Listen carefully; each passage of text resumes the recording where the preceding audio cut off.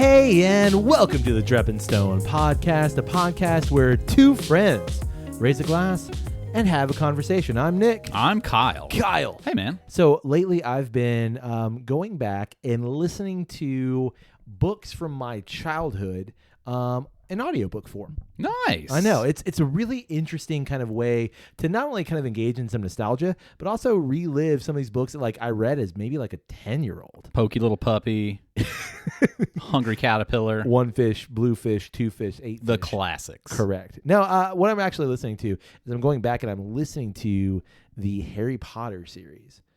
Oh. Yeah. So like I'm doing basically like kind of a marathon. I mean, I'm not like binging it, but I'm listening to all of them. Did that come out when you were 10?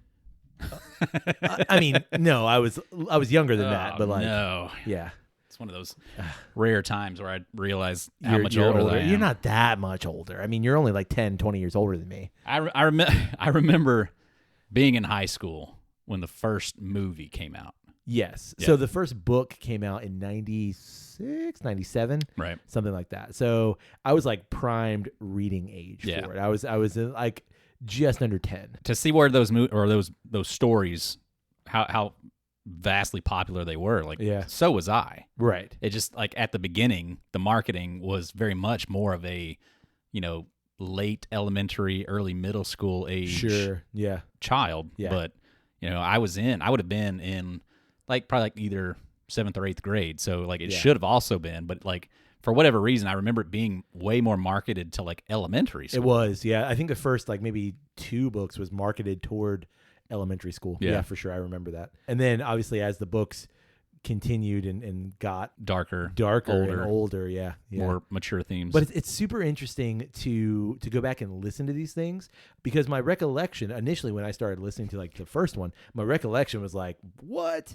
And I've seen the movies several times since reading the books the first time through. Sure. And a couple of years ago, I tried to go back and read through all the books again. It didn't take. So I'm listening to it. And the narrator, his name's Jim Dale. Jim Dale. Freaking fantastic, man. Yeah. Like that's actually how I originally was introduced to majority of the stories. Yeah. I listened to them before the movies came out with my wife. So yeah, I know Jim Dale very well. Dude, like I've listened to a bunch of audiobooks. This honestly is the pinnacle of audiobook for me. Yeah, like, the way that he does the characterizations for everybody, like you're never confused of like who is he there? Like he does it so well. Right. Yeah, spotless. Like, and everybody has their own unique voice, and it's very clear. Like he is a good enough voice actor that like they are the same across the 4 that I've listened to thus far. Oh yeah, and it doesn't change. No. Fantastic. Yep. So it's been a really cool experience. I just wanted to, There was an announcement recently that they're going to redo those audiobooks and bring back a lot of the cast and stuff like that. Like within the last week or so. Yeah, it's going to be like a huge project or something to get everybody involved. Yeah, and I don't know. Yeah, I don't either. I don't know how I feel about it because have you listened to like because certainly you couldn't get like a Daniel Radcliffe or I think they are. But to play like an 11-year-old version of that's himself. Kind of weird. Now that how's that going to work? I don't know. That's how that's going to put a filter over it. I guess maybe. But like every version of things that I've listened to like that, like there's an audio drama version of like The Hobbit. It's fine, right? But it's not this. Like this is listening to Jim Dale read these things. It's like just mind blowing. Right? It's that good. Yeah. So if you've agreed, I would recommend like if you've never listened to Harry Potter or if you've only read or if like it's been a while, go back and listen to it. Like it's fantastic. Yeah, he does such a good job. Yeah. You want to drink something? Yeah. Continuing our pilgrimage through the summer of cocktails. I love it. The cocktail that I have selected for us this week is a bit of a Western themed. Ooh. It's the Revolver. It's in a little bit of a dainty glass to be called the Revolver. It's just a cocktail glass. It's a coupe. It's a coupe. It's a coupe. Yeah. But yeah, no, this is one I came across. It's apparently a relatively newer cocktail. It's not that old. Yeah. It's kind of a riff on a Manhattan. But yeah, I've made several revolvers at this point in time, and I'm gonna tweak this one a little bit. Okay. Just from what I remember those being, I felt like there was a little bit of an element missing, and I'm hoping this gets it right. Okay, well, let's go make it. I want to hear what the previous version was. Yep. And then I want to hear the tweak that you did. Okay. Okay, let's go make it.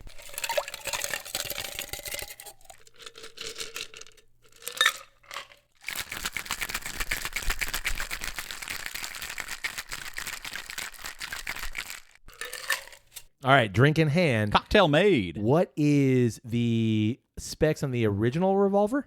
Because I watched you make this, so I've seen what you did, and I know you're going to tell everybody. Yeah. What's the original Revolver? Original Revolver. It's so this is a coffee liqueur featured cocktail. Okay. It's a bourbon base, coffee liqueur, and orange bitters. Okay. Yeah. So that's the kind of the riff on the Manhattan. Manhattan is basically just a whiskey, sweet vermouth, and bitters. Right. Replacing one element. Then it so also you're replacing the sweet vermouth with coffee. for coffee bitter or coffee liqueur. Yeah. Okay, got it. And then you flambe an orange peel over the top of it. I saw that. I was concerned for my beard. Ignite some, I bet you were.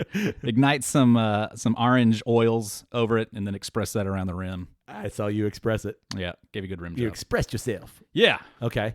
So then the change that you made was you added a dash of Gran Marnier. Yeah, a little splash of Gran Marnier on there. I think you could achieve the same thing with a different coffee liqueur. Okay. The coffee liqueur that I'm using is Mr. Black. Yeah. And it is stout. Yeah. And it stands up on its own. It's very coffee. It's very coffee forward, espresso forward, and little to no sweetness on it. And I felt like there was a touch of sweetness that it could benefit from. It was a very dry cocktail beforehand. Gotcha. Which you could probably also balance off with maybe a sweeter bourbon. Sure. The bourbon I chose for this one is the Woodford Double Oaked. Ooh. How many ounces is that? 2 ounces there. Okay. And then 3/4 of an ounce of the Mr. Coffee. Mr. Black. Mr. Black. And then a couple of shakes of some orange bitters on there. Yep. Mm-hmm. And give that a shake. Pour it into your coupe. Gran Marnier. Little just splash, right? Oh, yeah, for sure, yeah. The element that I felt was missing was just like a touch of sweet. Yeah. So beforehand, it was a little dry, and I've heard that I had tried it before with the coffee being Kahlua. Yeah. And that was too sweet. Right. Too much the other way. I've heard, I think it's Tia Maria is another one that I've heard is a really good solution for that problem because I think it has vanilla in it already. But this one, because you're already putting in the orange bitters, you're expressing the orange over the drink anyway at the end. I was like, let's just try a little Gran Marnier to see if that round it out. Yeah. Okay. Gives it the pop that it needs. Shake it, pour it, flambe the orange, give it to your friend. All right. Well, I'm a friend and I've got one. Hey. On the nose. Ooh. It reminds me of, you ever had those like chocolate orange candy? Yeah. They normally, for whatever reason here, you get around Christmas. I don't know why. Yeah, I just saw some the other day at the liquor store. Yeah, like I don't. Funny enough. Why do those exist? But anyway, it reminds me of like how those smell or should smell. They when you open up the aluminum and everything. Yeah, it's like a chocolate orange with like orange something in it. Right. And boozy. And boozy. All right, I'm going in. Ooh. Ooh. Yeah, this is also the first time I've made it with the Woodford Double Oaked. Yeah. To me, that Double Oaked already has like some darker flavors in it. Sure. A touch of dark chocolate and some coffee notes anyway. And a bit of, not smoky, but like charred. Yeah, a lot of oak, obviously. Yeah. And I just thought that would pair well with the concept to me of what the Revolver is, which is coffee, dark, kind of an after dinner. Little rugged. Cocktail. Yeah. Man, this is hitting like all the dark saloon or like sexy cocktail bar kind of vibes. Or like you said, like an after dinner drink. We just had, a nice dinner out and like, let's just get a cocktail after dinner drink, nightcap kind of thing. I could see Doc Holliday sipping on one of these. In this glass specifically. In the coupe. Correct. In that chair right there. For sure. Big ass mustache. Yeah. Like Val Kilmer. Correct. Yeah. Just to be specific. Yeah. So it's not really Doc Holliday. It's just Val Kilmer that looks like Doc Holliday. Yeah. I'm a little, what does he say? I'm a little sick? Or I thought, what does he say to him? I thought you were a little sick. And he's like, I got better or something like that. No, it's more or less like I may have been pretending to be more sick than I was, kind of a thing. And he's like clearly like, bro, you look like shit. Yeah. Yeah, at that point in time. But yeah. But he had just killed old Johnny Ringo. Being a badass. Man. Love Tombstone. Oh my so gosh. Good. I'll be your Huckleberry. We used to say that all the time to each other growing up. Like we idolized that movie. That was like the movie of my like coming of age time period. For sure. Loved that movie. What I really like about it too is that nice back end bitter that you get from the orange bitters and then accentuated by the Gran Marnier. Right. Feel like I can taste the coffee in it, but I don't feel like I can pick out the layer of the coffee liqueur. I think it blends really well with the bourbon. Right. But I can pick out that Gran Marnier. It's like coffee, bourbon, Gran Marnier. There it is. Right. And so you get Gran Marnier against the orange bitters, and it's like, oh man. Yeah. Yeah, that's great. I mean, I like the essence of that this is a bourbon cocktail. Yes. It's fully flavored. For sure. Lots of, and the bourbon comes through. Yeah. It's like what we were saying in a previous episode about, is it a cocktail that can feature a specific bourbon? Like, I think this one can, and I think it'll change quite dramatically depending on the bourbon that you choose. Yeah, because bourbon is a star here. Right. Yeah. It is a lot of bourbon. So it's a boozy cocktail. Definitely. What did you said you switched out for the double oaked. What did you use before? I had tried it before with the Rabbit Hole High Gold. Yeah. And that was actually fantastic. That's actually like, I really like that bourbon for cocktails. It's because it's pretty straightforward. Yeah. It's pretty much just bourbon. It doesn't lean in any one direction. Sure. So it makes a good mixer. In thinking of what this cocktail is and the different times that I've made it, I thought this double oaked would be perfect for it. Yeah. I feel sophisticated holding this glass. Yeah. Drinking this drink. Yeah. But it's weird. It's like rugged sophistication. I know. It's like old timey Western sophistication. It is. Like I'm wearing boots, which fucking nailing it. I occasionally wear these boots. I really like these boots, but I just feel like, I don't know, man. Well, and it was when I found the Revolver, I was like, that is a cocktail I know that I'm going to love because it's all the notes. When the mood hits me, a cup of coffee in one hand and a pour of bourbon in the other hand is a great thing. They communicate so well together. The sweetness of the bourbon, the bitterness of the coffee, the roasty notes match well with the oak notes. Like everything just kind of communicates and like meshes together so well that I was like, that's going to be a great cocktail for sure. And so now at this point in time where it's like I've made it enough times that now I can start to tinker with it. Yeah, let's play with it. Let's try this and see what that does. Yeah, so great. All right, man. Now that we've got a fantastic cocktail, what do you want to talk about this week? Well, I wanted to bring your attention to something. So I started a thing this week. Should I be concerned? No, not at all. Do I have to make a banner? No. Okay. I don't think so. I started to journal. Oh, awesome. And a fun element of that to me that we're going to talk about is penmanship. As soon as you said that, I was like, fucker's going to talk about penmanship. Okay. I enjoy it. I enjoy the art of calligraphy. Yeah. And in my journaling, I enjoy the looking back over the collection of written words from my own hand and what the font begins. So it's not only content, it's flourish. It's a little bit quality. It's a little bit of that. Okay. And at the same time, I recently just read a book. Okay. That you loaned me. Yeah. Called Escape into Meaning. Yeah. Evan Pushak. Yes. Yeah. And you had handwritten some notes. I'm sorry. Within the book. I did. That I had a wonderful time trying to dive into your mind to see what was jumping out at you, while I was also thinking about the points that were being made, and it was a really interesting process to try to. I told you, hey, listen, there are notes here. Take them out, but please put them back. Right? Yeah, no, I did. Decipher what they mean. I did. I only had to pull off a few Post-it notes to be able to read underneath a few times. And I'll be honest, I was able to decipher, I think, 90%. Sure. Yeah, I was able to get there. It's that 10% that's I don't know what's going on there. It's hard to get there. Yeah. But yeah, no, like it's an interesting thing to me, penmanship. Yeah. Because did you grow up in an era where it was an important thing? Like, did you have to learn cursive? Definitely. Okay. Yeah. So like that's never been an option for my kids. Yeah. Growing up. Like, and to be fair, most, I'm going to say modern kids, like that's not a, it's not a thing anymore. Yeah. And I wonder why that is. Honestly, I think it's just advent of computers and streamlining that. But I think it's also like one of these, like, why are we spending, at least here in our area, it's why are we spending valuable time teaching this thing kind of thing when like we already have a way of writing. So why would I learned to start writing cursive in 3rd grade. Mm-hmm. Why would a 3rd grade teacher spend time doing that? I have a rationale as to why. Okay. But I think now it's more of like, is that something we actually need? It's just like a flourish kind of thing. No, we don't necessarily need it. Yeah, I mean, I guess it's like any other art form for me personally, to which I do hold, obviously, in a high regard. Right. Is that I do think there is a point to it. I agree. And I think it's almost one of those things of like, especially nowadays, that it's almost one of those things that should be have a greater focus put on it. Agreed.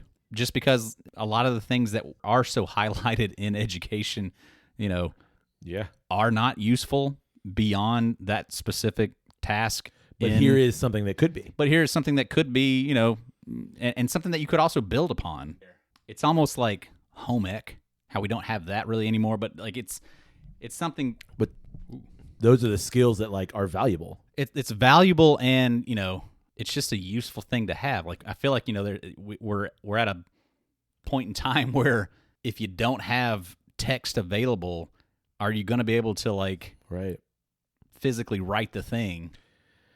I think too, it's about like when I think back to my third grade experience of learning how to write cursive.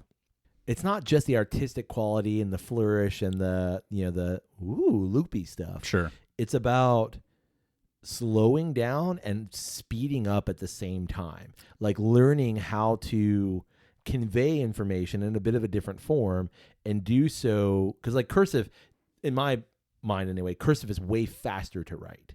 Right. Like everything's connected you don't have to pick up the pen. Yeah. Everything's connected.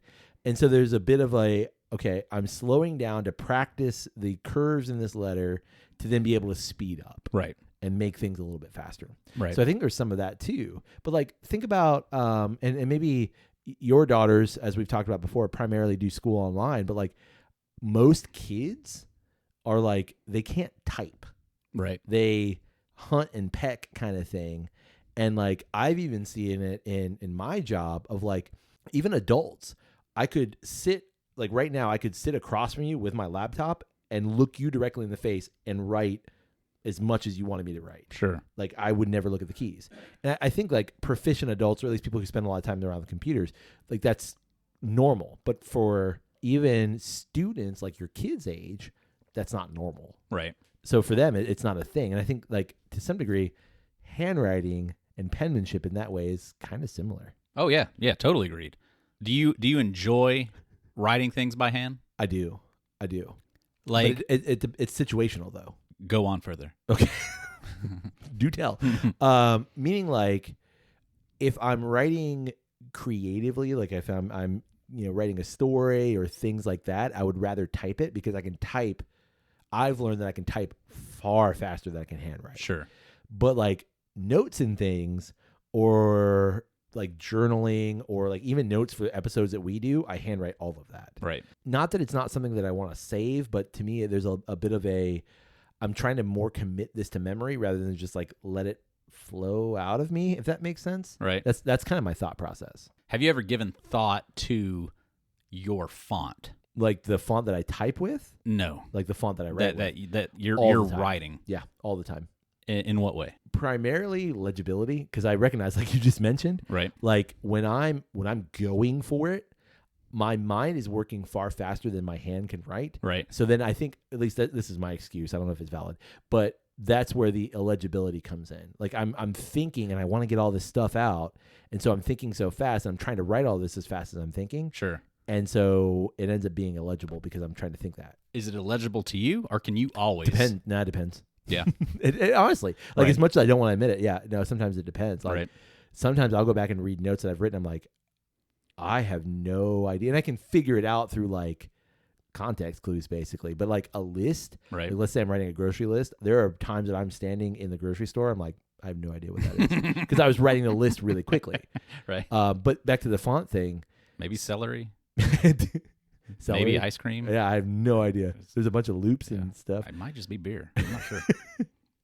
But like when I'm writing notes for other people, I'm a little more cognizant of like slowing down, and I'll write generally in all caps. Right. And it slows me down a little bit. I'm not saying it's perfect, but it's far more legible. That's my go-to. My own personal handwriting is always all caps. Yeah. I don't know why. At some point in time, I know in college when I was taking notes or something like that, it made more sense for me that way. Yeah. And I remember there was like a transition period of I'd be writing and some lowercase would pop in, but then it would go to all caps, and then I would forget, and I'm just sitting there listening, and it would go back to lowercase. But I don't know. I feel like uppercase for me was always quicker. Yeah. And I think that's where it kind of steamed from. Yeah, I think so too. Like, especially when I'm writing notes for other people to read, as I do quite often, it's that right combination of it's quicker for me to write and it's more legible for people to read. Right. And I make this weird, I don't know if you do this, I make this weird distinction of like, let's say the word is apple. I'm going to write a capital A and a capital P, but my capital P is just a little bit smaller than my capital A. Sure. Yeah. So like that's distinguishing between, it's still all caps. Right. But like, oh, the capital letter here is just a larger A. Sure. And I think for whatever reason, that's just a little more legible for other people. But if it's me writing, my general go-to is, unlike you, I generally write in cursive. Oh, really? Yeah, generally, if it's for me. Now that I think back on reading your notes, yeah, that was the case. In knowing that your script is personal and somewhat difficult to decipher. No, you can say it. It's difficult. Do you enjoy that though? It's kind of it's like your own personal. Yes, it would be more difficult for somebody to like to read your thoughts, kind of a thing. I envy people like yourself who have really nice handwriting and who will like take the time to slow down, or maybe not because you're just proficient in doing that thing. But I envy people with great handwriting. Like I have people in my life that like their handwriting looks like it was printed, and I could watch them in real time write, and it's like, whoa. Yeah, that's my mom. That is like so I envy that. Yeah. I've never been able to do that, so much so that I work with a woman who like has given me some books or some like websites. Hey, just do this, watch these people, and I've tried to do it. Right. And I can like I've set a goal for myself for the last like 7-8 years of like no this summer or this year right. You're going to improve your apply. handwriting. Yeah, and I have like the best of intentions, and just like I paved the way right to hell. Right. Like it just does not work. Right. And so like I envy people like that, and I love watching people with pretty handwriting. Yeah, like, I follow a lot of people that do calligraphy on Instagram. Yeah, It's or like just mesmerizing. Even, I mean, we've been in situations together where like I've seen you sign your name, and like you just signing your name, not even thinking about it. I'm like, man, like that is, he's not even trying, and look how pretty that is. Right. Like I couldn't do that if I sat there. It is. It really. Yeah. I couldn't do that if I sat. I couldn't do that if I sat there and like tried for days. Right. I think the short answer is, not that I'm ashamed, but I'm always quick to, even like I did with you, like there are notes in there. You don't have to like, please don't.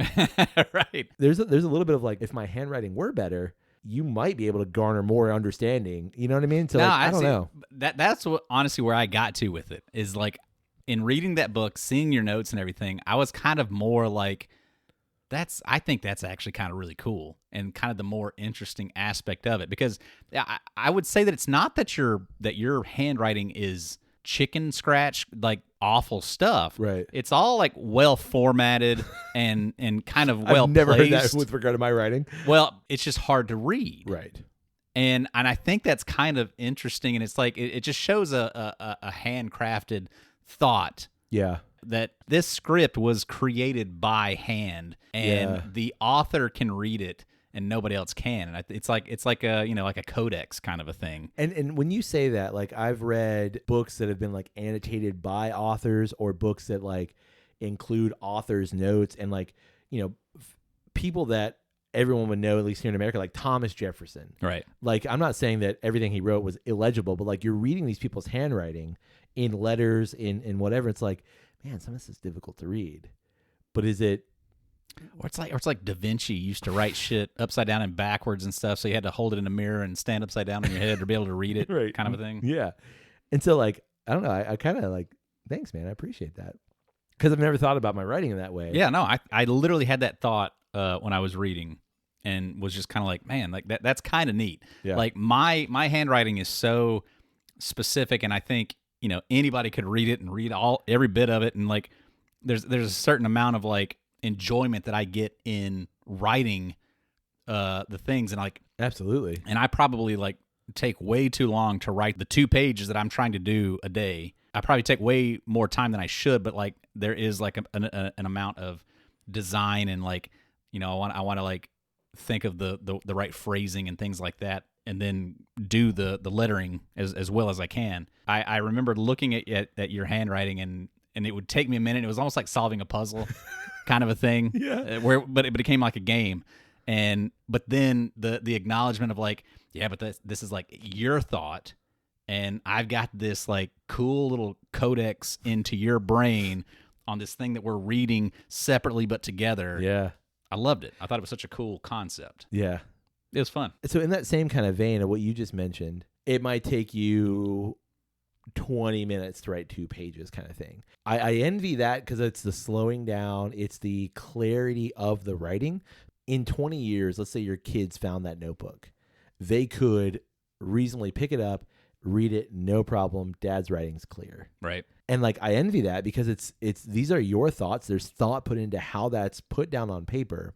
For me to sit down and do that, first of all, it's like the way my brain works. To sit down for 20 minutes, if I think about, okay, I could write 2 pages in 20 minutes or I could write 6 pages in 20 minutes. Right. And I have 30 pages in me. Right. But I only have 20 minutes. Right. I'm going to write 6 pages. Right. So it's like that I need to maximizing. get it out, exactly. yeah. It's maximizing that thing. And I almost don't care whether someone else can read it. And to some degree, I don't even care if I can read it sometimes. Because it's like I need to get this out. Like sometimes I do fall into that, like you just want to get the thought out, and so you start going faster. But I feel like I always jump in of like, I'll go back and read like, man, that was sloppy. Slow down, and I'll slowly start doing it again. Yeah. But there was that aspect of like, that's interesting. It's so funny. Like you bringing this up is the 2 dramatically different perspectives on the same thing. Yeah. In that like you're kind of approaching it from an artist's mind of like, I also want it to look good. Totally. And I'm approaching it from like, I don't give a shit how it looks. I just need to get these thoughts down. Even though it was never any kind of importance placed on it. Like I remember my mom would talk on the phone to somebody and would have a notepad and just write people's names and work on her penmanship, to the point that now like her penmanship is beautiful. Like her just writing anything is gorgeous. It's like her own script and stuff like that. My dad, when he was painting windows and stuff like that, he'd have to paint a lot of words and stuff like that, Merry Christmas or whatever. So he developed a very beautiful like flourish font for his stuff. And growing up, I was always like, shit, my stuff looks awful compared to both of theirs. Like I hope someday like I can get to a decent point with that. And it genuinely gives me pride at work when we make happy birthday cards and people will come find me and say, write a birthday card for me. I'm like, you got it. Like $15. Yeah. I mean, that's always the joke of like, Kyle, you should just take like home, 100 birthday cards and just go ahead and write them out and then sell them when we all need one. We'll give you $2 or $3. It's not a bad idea. Yeah. Oh man, that's such a cool thing, man. Like good. Yeah. Good discussion. I mean, again, like I know the emphasis that I put on my handwriting and have always, and then reading your notes and seeing the complete different take on it was just a very like, it just scratched my brain of just like all the different aspects of it. Man. You know what else is good? What's that? This revolver. Yeah. You know what else is empty? Gone. This glass. I know, right? Yeah. Goes down quick. It does. But good shit. Yeah. Yeah. What all right. We didn't do that one. Oh, like perfect time and place for a revolver. Oh, yeah, we did. We talked about after dinner. Sure. I think it is an after dinner. It's a dessert almost. Ooh. It's sweet. It's coffee. Yeah, it's after dinner. It's after dinner. Yeah. I think dessert works too. I was just thinking like, is it sweet enough for a dessert drink? And I think it's a drink that you could drink with dessert. Like I'm thinking like a sweet, like for sure, chocolatey, like a pot de creme or something like a chocolate cake or something like that. Like, oh man, a creme brulee. Oh, that would totally would work. Yeah. I mean, vanilla notes, scoop of vanilla ice cream. Sure. But yeah, no, I think it's nighttime. Definitely. For sure, it's dark out. It's not even if you had an early dinner. Yeah. Let's have one. No, like it's wait. It's a nightcap kind of a thing. Yep. I don't think it's a summertime cocktail though. I don't either. I think it's more of a fall to winter. Yeah, it's a little. It's not bright. And when I think of summer cocktail, I think back to like a margarita or the Easy Street that we've done. Yeah. Something like that. Yeah. Agreed. Because that's bright and easy and refreshing. Yeah. This is not refreshing. Yeah. This is like winter in Vermont or Colorado. Sure. You know, it's somewhere that's a little rustic. Yeah. Up in the mountains. Yeah.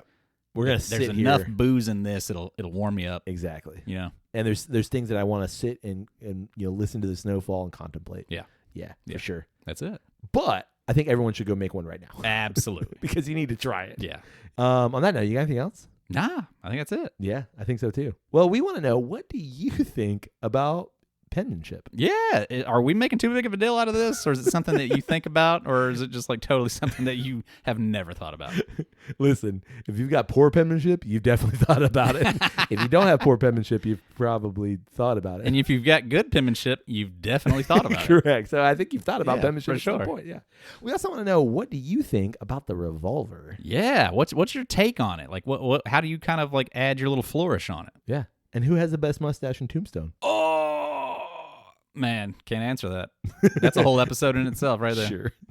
4-hour rumination right there. Easy. In a room by myself. Sipping revolvers. Watching Tombstone over and over and over again. Absolutely. It's Kurt Russell. It is Kurt Russell. It is Kurt Russell. I was like, sorry. Are you serious? Sorry. It's Kurt Russell. Well, Johnny Ringo's got a great look in that one. Yeah, he's got the no. yeah. He's got a good one, but it's Kurt Russell, man. Yeah. That thing was gorgeous, and that was like his too. Oh, like really? I remember watching a thing about that like most everybody, not everybody, but most everybody in that movie, like 90%, grew their own face. Yeah.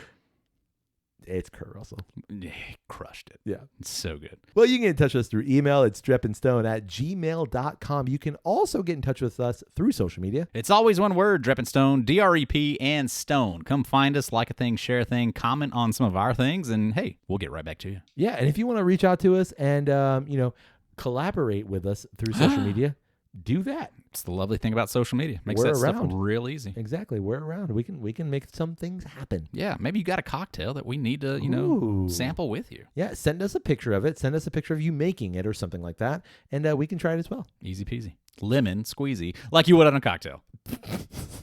Totally. And we'd love it if you support the podcast. You can do so through our Patreon page. It's patreon.com/drepandstone. You can rate us wherever it is you find great podcasts like this one. You can save yourself a little bit of money if you go to flaviar.com, use the promo code DSP10. And finally, Kyle. What's that? You can support Drep and Stone by telling someone about the podcast. It's such an easy gesture that is definitely the easiest way to spread the word. Sure. You're at the local community pool. Yeah. And you see other adults lounging with their opaque cups. Yeah, their water. What's the cup? Receptacles? What's Stanleys? The Stanley. Yeah, drinking that ice Stanley. Yeah, we've all moved on from the Yeti, and now we're all on Stanleys. Yeah. Yeah, and you see them, and you're like, first, that ain't water. What are you drinking? Second, have you heard of Drep and Stone? You haven't? You got to go give it a listen. How do I do that? Well, just pull up your phone there, and whatever you're listening to, pause that. Okay. And if it whatever it is, just click over to the podcast Look section. At these two mugs. Yeah, they're great. They do really fun stuff. They're doing all kinds of cocktails right now for the summer. Well, I love cocktails. You should see what's in my Stanley. Just water, right? Yeah. Oh. What's in yours? A revolver. Okay. Oh. This is Texas. This ain't Texas. Oh. Ain't no hold 'em. And now thirdly. Yeah. Watch me do this can opener. 10 out of 10, my guy. Yeah. Yeah. On that note. Hey, buddy. May your glass ever flow. And your ass never show. Are we going to Coupe Glass clink? Hell yeah. I bet it'll be a glorious clink. Cheers, buddy. Cheers.